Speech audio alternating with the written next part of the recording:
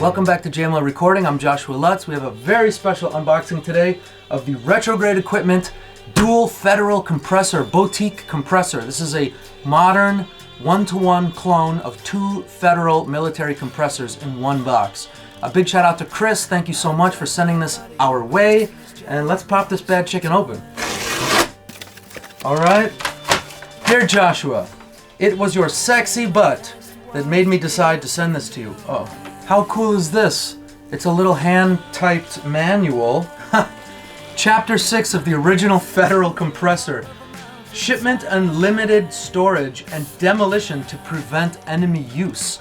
The US government, when they made the Federal compressor, saw it as high-tech, futuristic technology. So this is a copy of the original manual from the Air Force describing how to destroy the unit if intercepted or potentially going to be intercepted by the enemy. Methods of destruction. A. Smash. Smash the tubes, switches, meter control, capacitors, and transformers. Use sledges, axes, hand axes, pickaxes, crowbars, and heavy tools. B. Cut. Cut internal and external wires and cables. Use axes, knives, or machetes.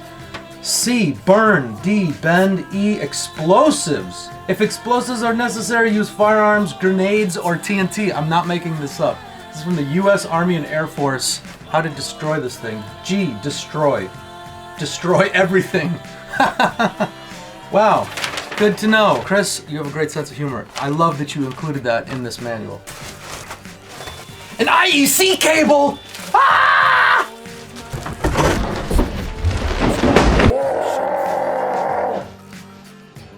I'm going to install these Micophonic bands on the tubes also.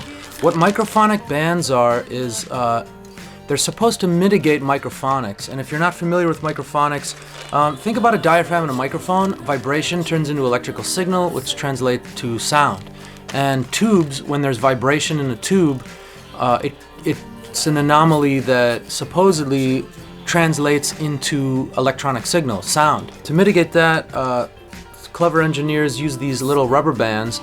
These are made specifically for tubes. And these are called Micophonic bands. So what I'm going to do is, I don't know if they necessarily do much. I've read a lot that they don't really do anything. I'll take whatever I can get, right? So there are a couple tubes in here. I'm just going to wrap them around and we'll see how it works. Alright, now that I've installed the Micophonic bands, let's plug this in and see how it sounds. I have it set up so engage and bypass is giving us the same level.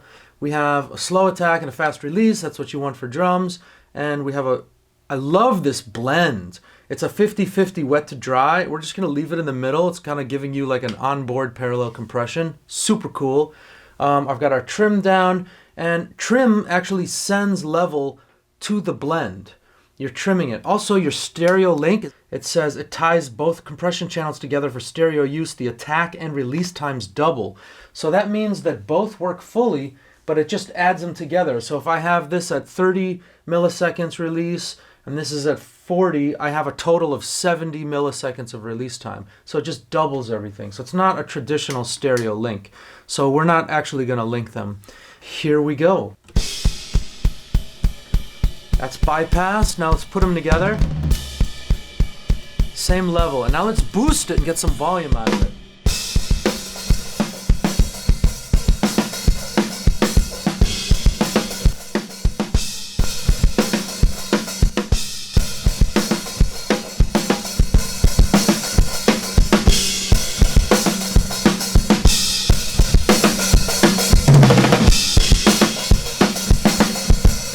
Quite exaggerated. I'm just giving you an example.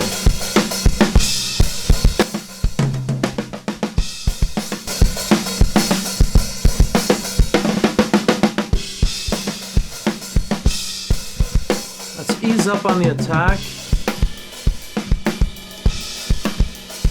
Give our release time just a little bit slower.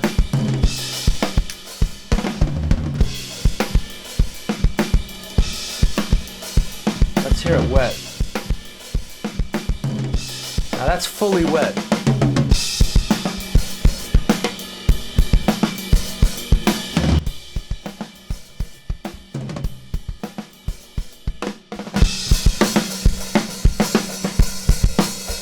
Amazing.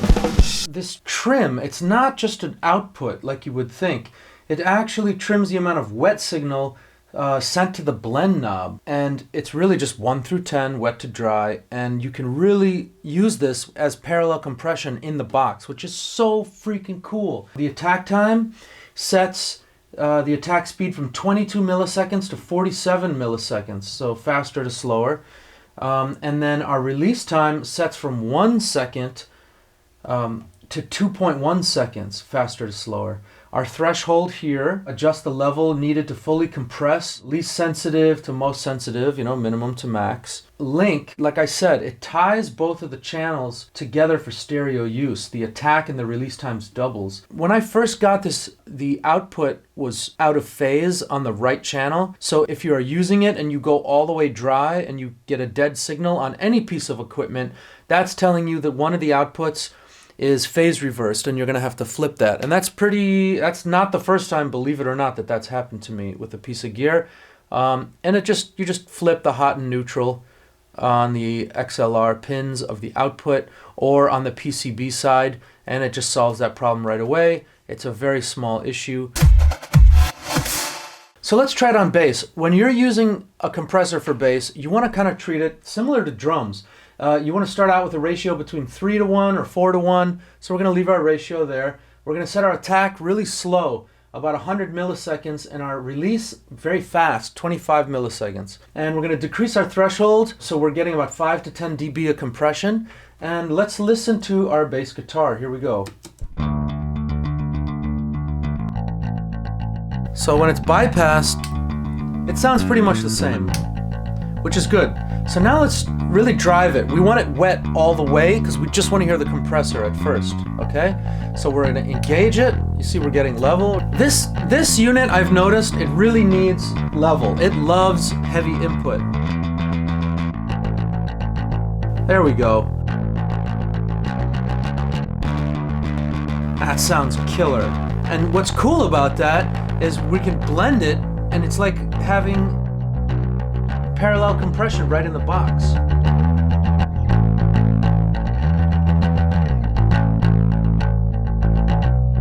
Maybe dial it back a bit. Maybe get about 3 dB of compression. And now we can really bring it up, and it's just going to sound good because more volume always sounds good. I think that's a great bass sound. Put that on an album. It might even be a little too aggressive for some.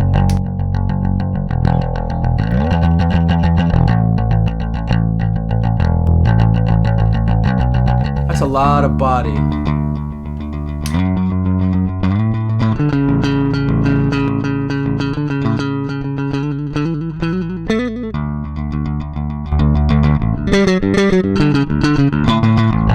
That's your boy Joshua Lutz on bass guitar, y'all.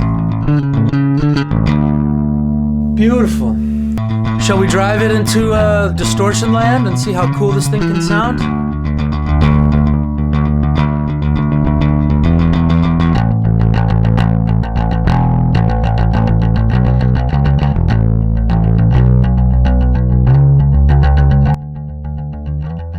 Getting really far away from our original source here, aren't we?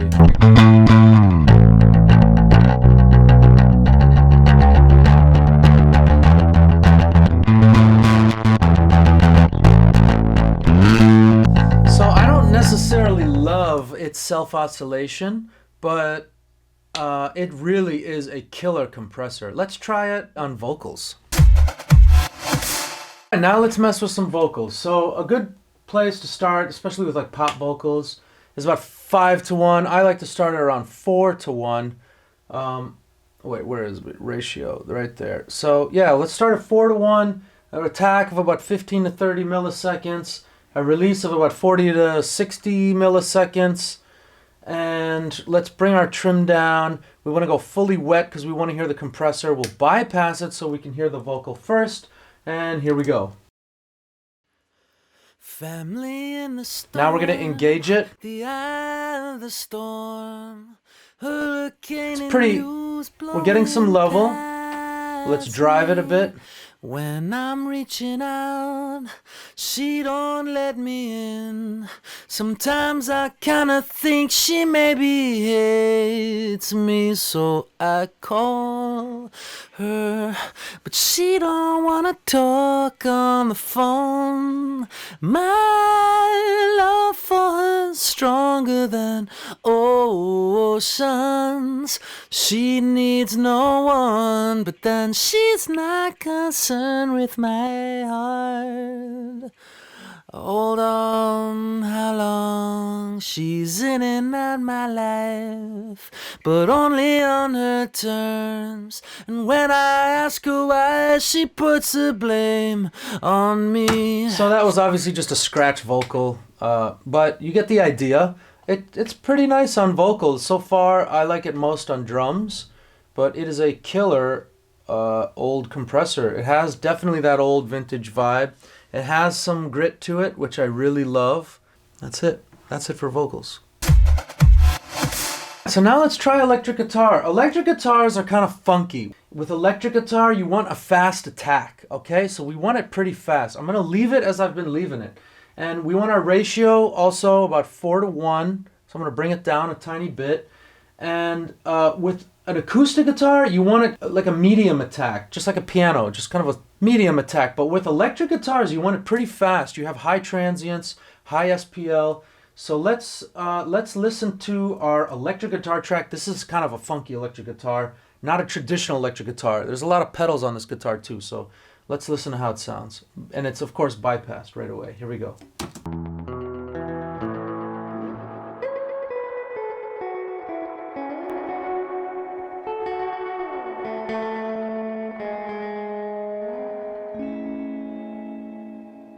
So that's a glue setting. We have it dialed right in at nominal.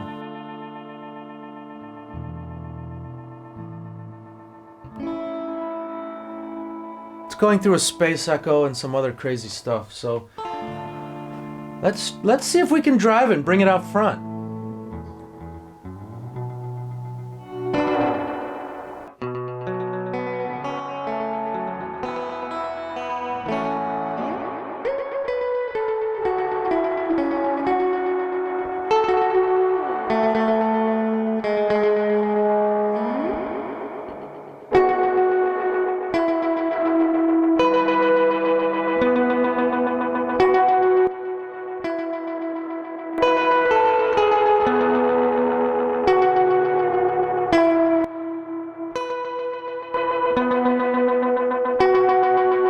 Sounds great. We could drive it into that distorted Fedral sound that these old Federals can do if you want to hear what that sounds like. It sounds a lot like this.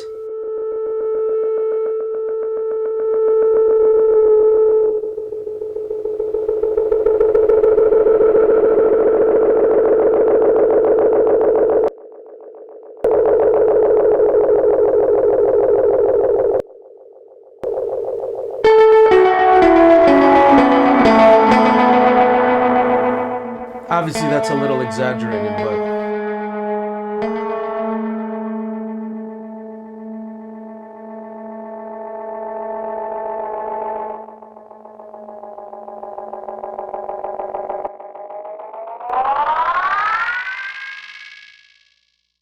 there you go, guitars. One reason you always want to open up a piece of gear when you first get it is just to make sure that nothing got dislodged in shipping. 4 out of 5 times I get something shipped to me, something's been knocked out of place, whether it's a tube, they didn't wrap the tube separately so it's just off of its socket, or a ribbon cable has become disconnected, or a wire to one of the transformers has become unplugged. That's really typical when you get a piece of gear, new or used in the mail, so something to look out for. Kris did an incredible job packing this, so everything looks really, really good. So there you have it, the Retrograde Equipment's 864U compressor. One thing I love about this piece of equipment is the blend knob. Every compressor in the world should have one. It's like doing parallel compression in the box. You can set your wet to dry ratio and you can still get some of that dry by putting some of the blended compression on top of it. I absolutely adore that feature.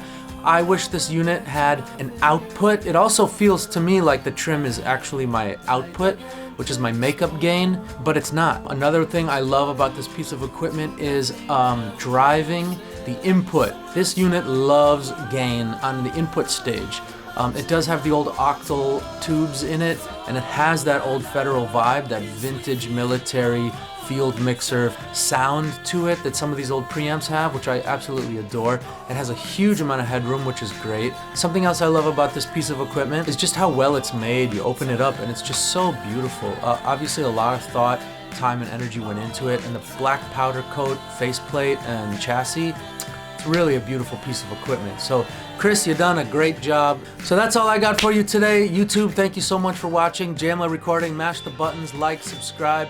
I want to do more gear reviews. I want to get into more songwriting. Please stick around for that. Tell me what you would like to see on this channel below. I want to thank Kris over at Retrograde Equipment LLC, one of the coolest boutique outboard gear builders that's happening right now.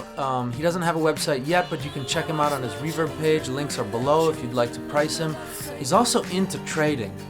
He is a barter trader, as am I. So if you've got a nice old vintage Fender Strat or some old cool Fender Rhodes laying around, who knows, holler at him and maybe you guys can work out a deal. Anyway, thanks again for watching. We'll catch you on the next video. Peace and love.